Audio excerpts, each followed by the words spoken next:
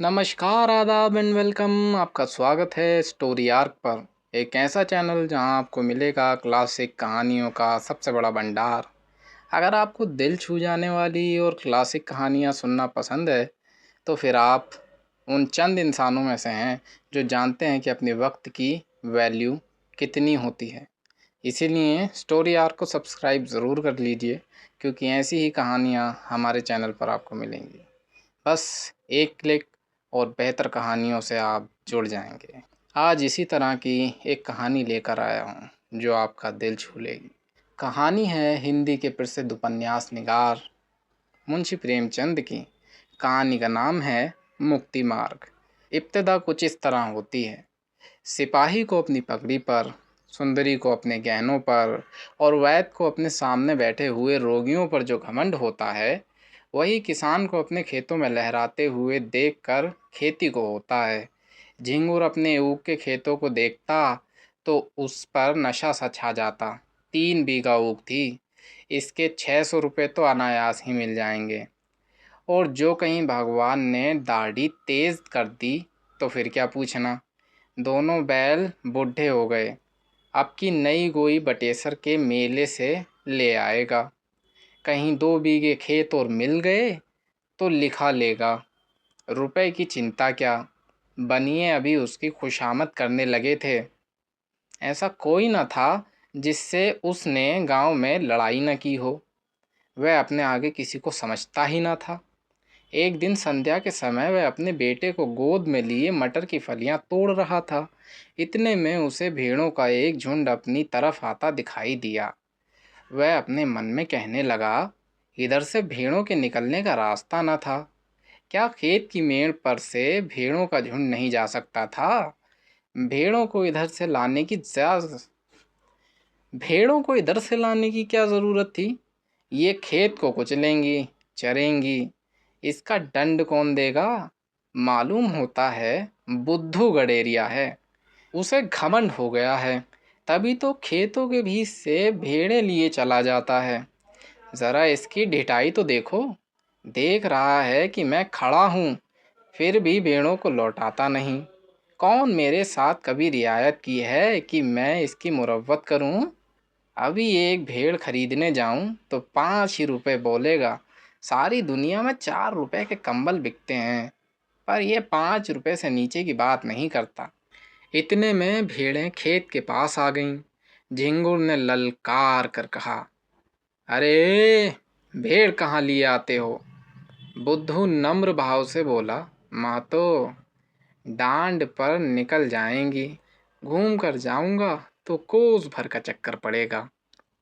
झिंगुर, तो तुम्हारा चक्कर बचाने के लिए मैं अपने खेत क्यों को चलवाऊं?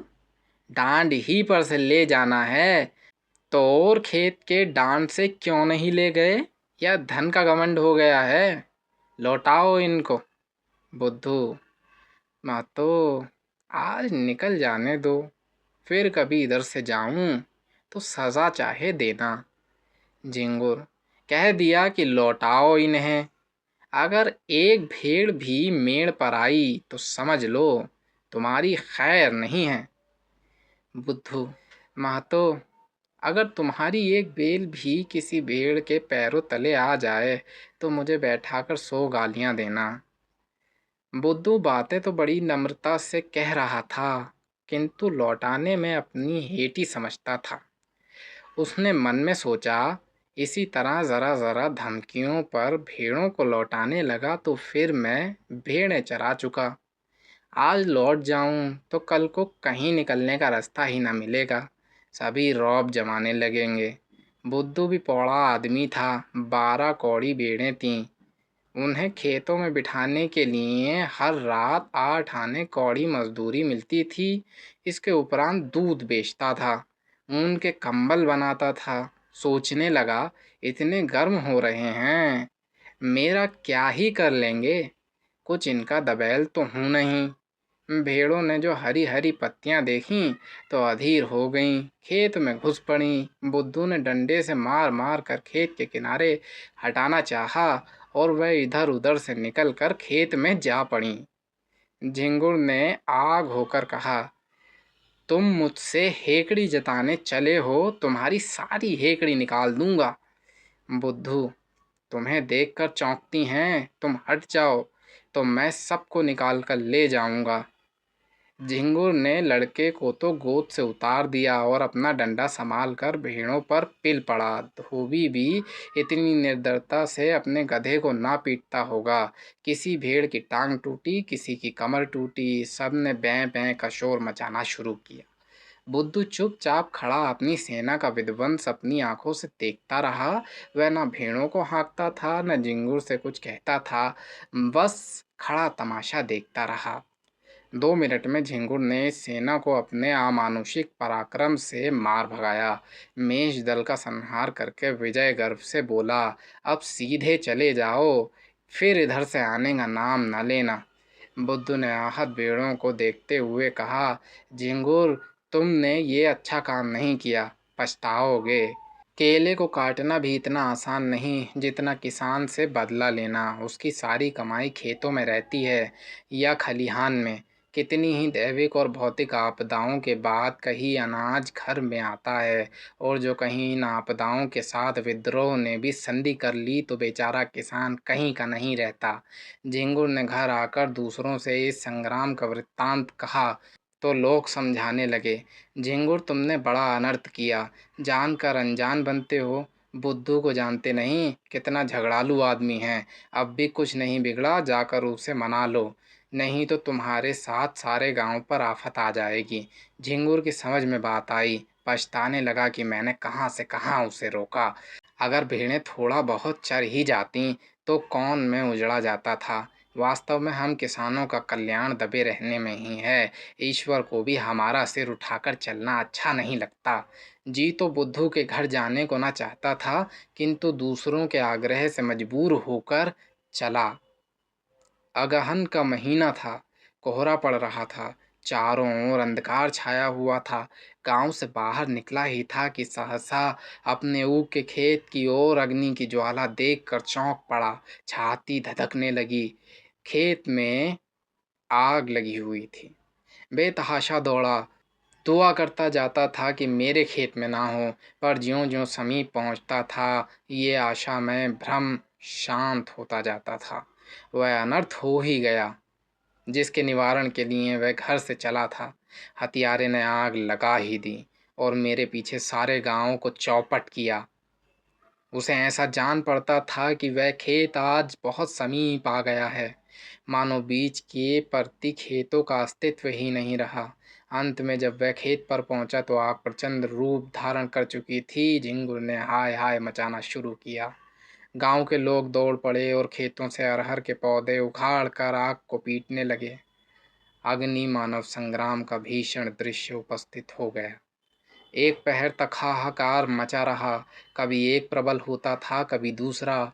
अग्नि पक्ष के योद्धा मर मर कर जी उठते थे और द्विगुण शक्ति से रणोन्मत्त होकर शस्त्रगह प्रहार करने लगते थे। मानव पक्ष में जिस योद्धा की कीर्ति सबसे उज्जवल थी वह बुद्धू था।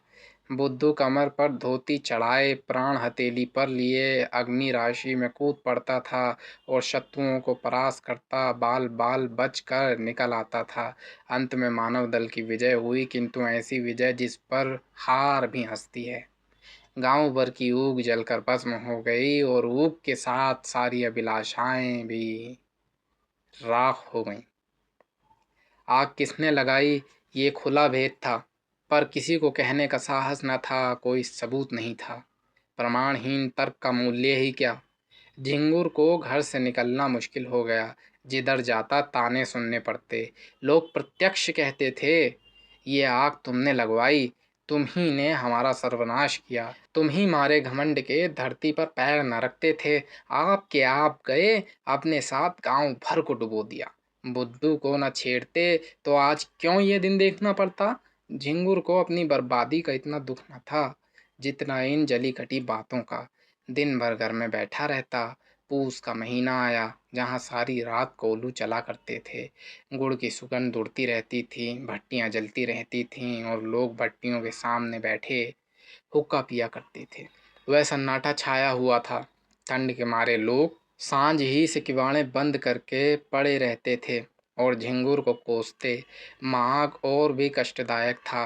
वो केवल धन दाता ही नहीं, किसानों का जीवन दाता भी है। उसी के सहारे किसानों का जाड़ा कटता है, गर्म रस पीते हैं, ऊख की पत्तियां तापते हैं, उसके अगोड़े पशुओं को खिलाते हैं। गांव के सारे कुत्ते जो रात को भट्टियों की राख में सोया करते थे, ठंड से मर गए।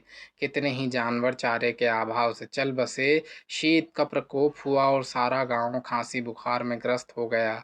और ये सारी विपत्ति झिंगुर की करनी थी। झिंगुर ने सोचते सोचते निश्चय किया कि बुद्धू की दशा भी अपनी ही सी बनाऊंगा।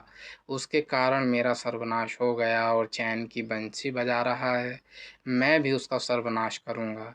जिस दिन इस घातक कलह का बीजारोपण हुआ, उसी दिन से बुद्धू ने इधर आना छोड़ दिया था। झिंगुर ने उसे रफ्त जब्त बढ़ाना शुरू किया। वह बुद्धू को दिखाना चाहता था कि तुम्हारे ऊपर मुझे बिल्कुल संदेह नहीं है।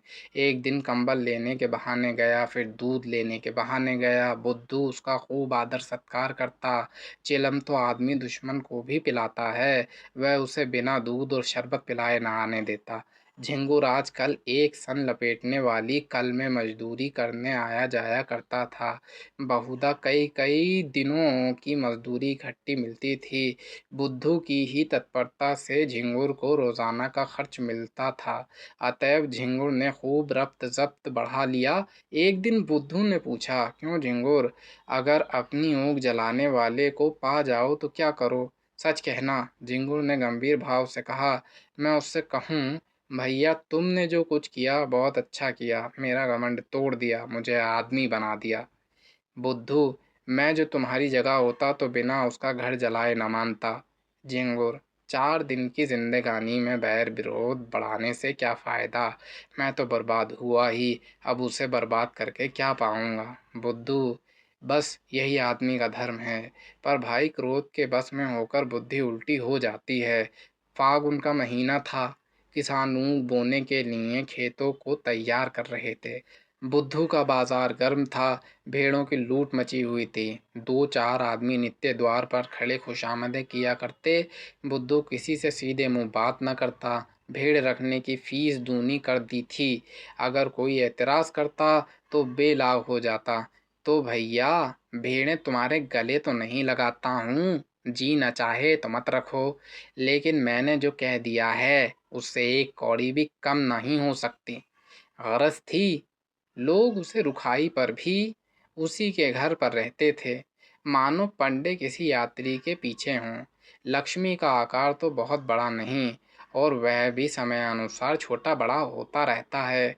यहाँ तक कि कभी वह अपना विराट आकार समेट कर उसे कागज के चंद अक्षरों में छिपा लेती है।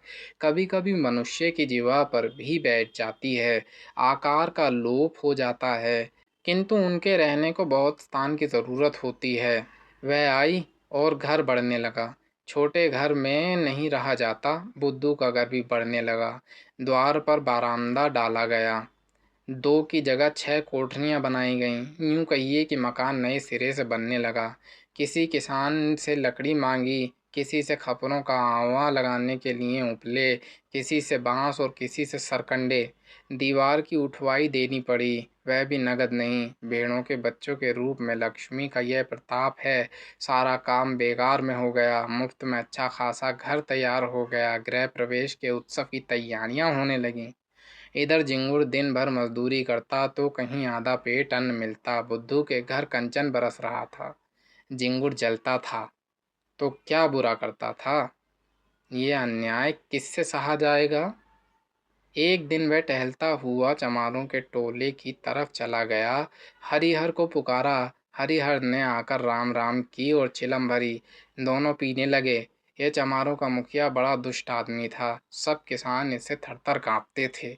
झिंगुर ने चिलम पीते पीते कहा, आजकल फाग वाग नहीं होता क्या? सुनाई नहीं देता? हरिहर, फाग क्या हो, पेट के धंधे से छुट्टी नहीं मिलती। कहो तुम्हारी आजकल कैसी निपटी है? झिंगुर, क्या निभती है, नकटा जिया बुरे हवाल। दिन भर कल में मजदूरी करते हैं तो चूल्हा जलता है। चांदी तो आजकल बुद्धू की है। रखने को ठौर नहीं मिलता। नया घर बना, भेड़ें और ली हैं। अब गृह प्रवेश की धूम है। सातों गांव में सुपारी जाएगी। हरिहर, लक्ष्मी मैया आती है तो आदमी को आंखों से सील आ जाता है, पर उसको देखो धरती पर पैर नहीं रखता। बोलता है तो ऐंठ ही कर बोलता है। झिंगुर, क्यों ना ऐठे, इस गांव में कौन है उसकी टक्कर का। पर यार यह अनीति तो नहीं देखी जाती। भगवान दे तो सिर झुकाकर लेना चाहिए, ये नहीं कि अपने बराबर किसी को समझे ही नहीं। उसकी डींग सुनता हूँ तो बदन में आग लग जाती है। कल का बानी आज का सेठ, चला है हम ही को अकड़ने। अभी कल लंगोटी लगाए खेतों में कौए हाँकता था, आज उसका आसमान में दिया जलता है। हरिहर, कहो तो कुछ उद्योग करूं। झिंगुर, क्या करोगे, इसी डर से तो वो गाय भैंस नहीं पालता। हरिहर, भेड़ें तो हैं। झिंगुर, क्या, बगुला मारे पखाना हाथ। हरिहर, फिर तुम ही सोचो। झिंगुर, ऐसी जुगत निकालो कि फिर पनपने न पावे। इसके बाद फुस फुस करके बातें होने लगीं। वह एक रहस्य है कि भलाइयों में जितना द्वेष होता है, बुराइयों में उतना ही प्रेम। विद्वान विद्वान को देखकर, साधु साधु को देखकर और कवि कवि को देखकर जलता है। एक दूसरे की सूरत नहीं देखना चाहता, पर जुआरी जुआरी को देखकर, शराबी शराबी को देखकर, चोर चोर को देखकर सहानुभूति दिखाता है, सहायता करता है। अगर आपको ये कहानी पसंद आ रही हो तो हमारे चैनल को एक बार ज़रूर सब्सक्राइब कर लें और वीडियो को भी लाइक कर दें, ताकि इसी तरीके की कहानियाँ आपके लिए लाने के लिए हमें मोटिवेशन मिलता रहे। कहानी पर वापस आते हैं। एक पंडित जी अगर अंधेरे में ठोकर खाकर गिर पड़ें तो दूसरे पंडित जी उन्हें पठाने के बदले 2 ठोकरें और लगाएंगे कि फिर वह उठ न सकें। पर एक चोर पर आफत आई और उसे देखकर दूसरा चोर उसकी मदद करता है। बुराई से सब घृणा करते हैं, इसलिए बुरों में परस्पर प्रेम होता है। भलाई की सारा संसार प्रशंसा करता है, इसलिए भलों से विरोध होता है। चोर को मार कर चोर क्या पाएगा, घृणा। विद्वान का अपमान करके विद्यमान क्या पाएगा, यश। झिंगुर और हरिहर ने सलाह कर ली। षड्यंत्र रचने की विधि सोची गई, उसका स्वरूप, समय और क्रम ठीक किया गया। झिंगुर चला तो अकड़ा जाता था, मार लिया दुश्मन को। अब कहाँ जाता है, अब देखूंगा इसे। दूसरे दिन झिंगुर काम पर जाने लगा तो पहले बुद्धू के घर पहुंचा। बुद्धू ने पूछा, क्यों आज नहीं गए क्या। झिंगुर ने जवाब दिया, जा तो रहा हूँ, तुमसे यही कहने आया था कि मेरी बछिया को अपनी भेड़ों के साथ क्यों नहीं चरा देते। बेचारी खूंटे से बंधी बंधी मरी जाती है, ना घास ना चारा, क्या खिलाएं उसे। बुद्धू बोला, भैया मैं गाय भैंस नहीं रखता, चमारों को जानते हो, एक ही हथियारे होते हैं। इसी हरिहर ने मेरी 2 गऊएं मार डालीं, ना जाने क्या खिला देता है। तब से कान पकड़े कि अब गाय भैंस ना पालूंगा। लेकिन तुम्हारी एक ही बछिया है, उसका कोई क्या करेगा, जब चाहो पहुंचा दो। ये कहकर बुद्धू अपने गृहोत्सव का सामान उसे दिखाने लगा। घी, शक्कर, मैदा, तरकारी सब मंगा रखा था। केवल सत्यनारायण की कथा की देर थी। झिंगुर की आंखें खुल गईं। ऐसी तैयारी न उसने स्वयं कभी की थी और न किसी को करते देखी थी। मजदूरी करके घर लौटा तो सबसे पहला काम जो उसने किया वह अपनी बछिया को बुद्धू के घर पहुंचाना था। उसी रात को बुद्धू के यहाँ सत्यनारायण की कथा थी। ब्रह्मभोज भी किया गया। सारी रात विप्रों का आगत स्वागत करते गुजरी। भेड़ों के झुंड में जाने का अवकाश ही न मिला। प्रातःकाल भोजन करके उठा ही था, क्योंकि रात का भोजन सवेरे मिला, कि एक आदमी ने आकर खबर दी, बुद्धू तुम यहाँ बैठे हो, उधर भेड़ों में बछिया मरी पड़ी है। भले आदमी, उसकी पगहिया भी नहीं खोली थी। बुद्धू ने सुना और मानो ठोकर लग गई। झिंगुर भी भोजन करके वहीं बैठा था। बोला, हाय हाय मेरी बछिया, चलो ज़रा देखूं तो। मैंने तो पगहिया नहीं लगाई थी, उसे भेड़ों में पहुंचाकर अपने घर चला गया। तुमने ये पगहिया कब लगा दी। बुद्धू ने कहा, भगवान जाने जो मैंने उसकी पगहिया देखी भी हो मैं तो तब से भेड़ों में गया ही नहीं। झिंगुर बोला, जाते ना तो पगैया कौन लगा देता, गए होगे, याद आती नहीं तुम्हें। एक ब्राह्मण ने कहा, मरी तो भेड़ों में ही ना, दुनिया तो यही कहेगी कि बुद्धू की असावधानी से उसकी मृत्यु हुई, पगैया किसी की हो। हरिहर बोला, मैंने कल सांझ को इन्हें भेड़ों में बछिया को बांधते देखा था। बुद्धू ने पूछा, मुझे? हरिहर ने जवाब दिया, तुम नहीं, लाठी कांधे पर रखे बचिया को बांध रहे थे। बुद्धू बोला, बड़ा सच्चा है तूने मुझे बचिया को बांधते देखा था। हरिहर बोला, तो मुझ पर काहे बिगड़ते हो भाई, तुम नहीं बांधी, नहीं सही। ब्राह्मण बोले, इसका निश्चय करना होगा, गौ हत्या का प्रायश्चित करना पड़ेगा, कुछ हंसी ठट्टा है ये। झिंगुर बोला, महाराज, कुछ जानबूझकर तो बांधी नहीं। ब्राह्मण बोले, इससे क्या होता है, हत्या इसी तरह लगती है, कोई गऊ को मारने नहीं जाता। झिंगुर बोला, हाँ, गऊओं को खोलना बांधना है तो जोखिम का काम है। ब्राह्मण बोले, शास्त्रों में इसे महापाप कहा है, गौ की हत्या ब्राह्मण की हत्या से कम नहीं। झिंगुर बोले, हाँ, फिर गौ तो ठहरी ही, इसी से इनका मान होता है, जो माता सो गौ। लेकिन महाराज, चूक हो गई, कुछ ऐसा कीजिए कि थोड़े में बेचारा निपट जाए। बुद्धू खड़ा सुन रहा था कि अनायास मेरे सिर हत्या मरी जा रही है। झिंगुर की कूटनीति भी समझ रहा था। मैं लाख कहूँ, मैंने बछिया नहीं बांधी, मानेगा कौन? लोग यही कहेंगे कि प्रायश्चित से बचने के लिए ऐसा कह रहा है। ब्राह्मण देवता का भी उसका प्रायश्चित कराने में कल्याण होता था। भला ऐसे अवसर पर कब चूकने वाले थे? फल यह हुआ कि बुद्धू को हत्या लग गई। ब्राह्मण भी उससे जले हुए थे। कसर निकालने की घात मिली। 3 मास का भिक्षा दंड दिया, फिर 7 तीर्थ स्थानों की यात्रा, उस पर 500 विप्रों को भोजन और 5 गऊओं का दान। बुद्धू ने सुना तो बधिया बैठ गई, रोने लगा। तो दंड घटाकर 2 मास कर दिया। इसके सिवा कोई रियायत नहीं हो सकी, न कहीं अपील न कहीं फरियाद। बेचारे को यह दंड स्वीकार करना पड़ा। बुद्धू ने भेड़ें ईश्वर को सौंपी। लड़के छोटे थे, स्त्री अकेली क्या क्या करती। गरीब जाकर द्वारों पर खड़ा होता और मुंह छुपाए कहता, गाय की बाछी दिया वनवास। भिक्षा तो मिल जाती, किंतु भिक्षा के साथ 2-4 कठोर अपमानजनक शब्द भी सुनने पड़ते। दिन को जो कुछ पाता वही शाम को किसी पेड़ के नीचे बनाकर खा लेता और वहीं पड़े रहता। कष्ट की तो उसे परवाह न थी। भेड़ों के साथ दिन भर चलता ही था, पेड़ के नीचे सोता ही था। भोजन भी इससे कुछ ही अच्छा मिलता था, पर लज्जा थी भिक्षा मांगने की। विशेष करके जब कोई कर्कश यह व्यंग्य कर देती थी कि रोटी कमाने का अच्छा ढंग निकाला है, तो उसे हार्दिक वेदना होती थी। पर करे क्या? 2 महीने के बाद वह घर लौटा। बाल बड़े हुए थे, दुर्बल इतना मानो 60 वर्ष का बूढ़ा हो। तीर्थ यात्रा के लिए रुपयों का प्रबंध करना था। गडरियों को कौन महाजन कर्ज दे? भेड़ों का भरोसा क्या? कभी कभी रोग फैलता है तो रात भर में दल का दल साफ हो जाता है। उस पर जेठ का महीना, जब भेड़ों से कोई आमदनी होने की आशा नहीं। एक तेली राजी भी हुआ तो 2 रुपये ब्याज पर। 8 महीने में ब्याज मूल के बराबर हो जाएगा। यहाँ कर्ज लेने की हिम्मत न पड़ी। उधर 2 महीने में कितनी ही भेड़ें चोरी चली गई थीं। लड़के चराने ले जाते थे, दूसरे गांव वाले चुपके से 1-2 भेड़ें किसी खेत या घर में छिपा देते और पीछे मारकर खा जाते।